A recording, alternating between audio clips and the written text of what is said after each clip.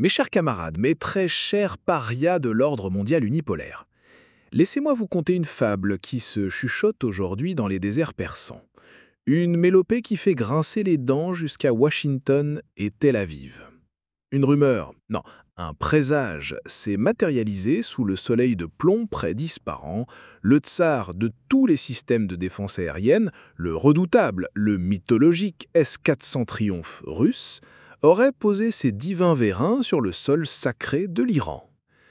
Les scribouillards de l'Occident, qu'on pourrait résumer l'organisation criminelle pour le contrôle et l'intimidation des démocraties émergentes et des nations souveraines, s'agitent, perplexes comme des poulets sans tête dans leur basse-cour médiatique. Est-ce un achat? Est-ce une simple démonstration de la part de nos camarades russes? Leur petit esprit binaire, incapable de concevoir la subtilité stratégique, est en sursauf. La vérité, mes amis, est bien plus poétique. Il ne s'agit pas d'un test. Il s'agit d'une consécration, une symphonie de radars, de lanceurs et de postes de commandement joués par un orchestre russe pour célébrer l'invulnérabilité naissante de la forteresse perse. Bien sûr, les perroquets de la presse atlantiste se gargarisent en rappelant que l'Iran avait affirmé ne pas avoir besoin du S-400, se vantant de son propre joyau, le Bavard 373. Et ils avaient raison. Le Bavard 373, ce chef-d'œuvre d'ingénierie défiant toutes les sanctions et tous les embargos, a déjà fait ses preuves. Vous vous souvenez des récents affrontements de juin, ces escarmouches où l'invincible, le surpeté, l'aberration volante à plusieurs milliards de dollars qu'il nomme F-35 a été cueilli en plein vol. 3 de ces poubelles, projets occidentaux ultra budgétivores et lamentablement largement englués, ont été réduits en confettis métalliques par la main de fer du Bavard. Alors pourquoi le S-400 ? Ah, la question est délicieuse. Ce n'est pas un acte de nécessité, mais un acte de puissance. C'est l'Iran qui, après avoir démontré sa propre maîtrise, décide d'ajouter à son arsenal non pas une béquille, mais une couronne. C'est la diversification d'un portefeuille de terreur céleste. C'est l'union sacrée de la technologie perse et de l'excellence russe, un duo qui donne des sueurs froides aux stratèges du Pentagone. Et que le personnel russe soit aux commandes pour cette première valse, ce n'est qu'un détail.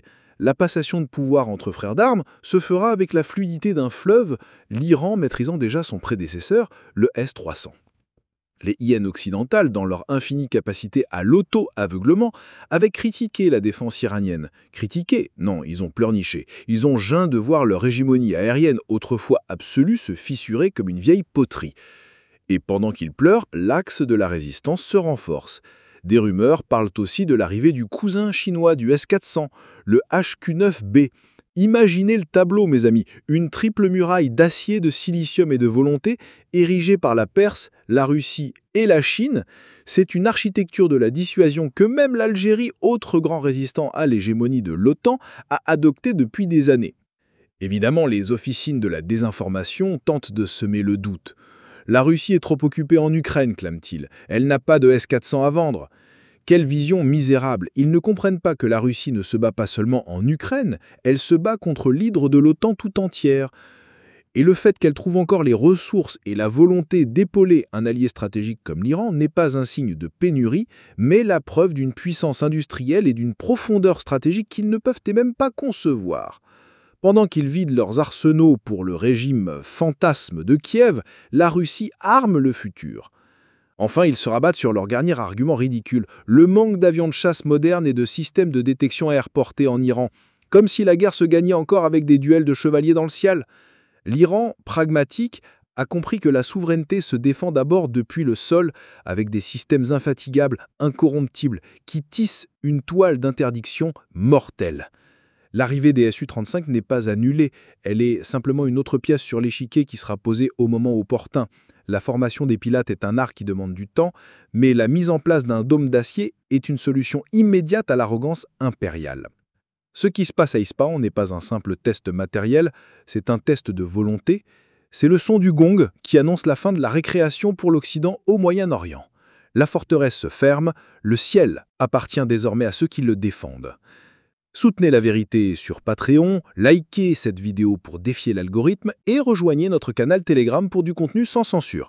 Les liens sont en description.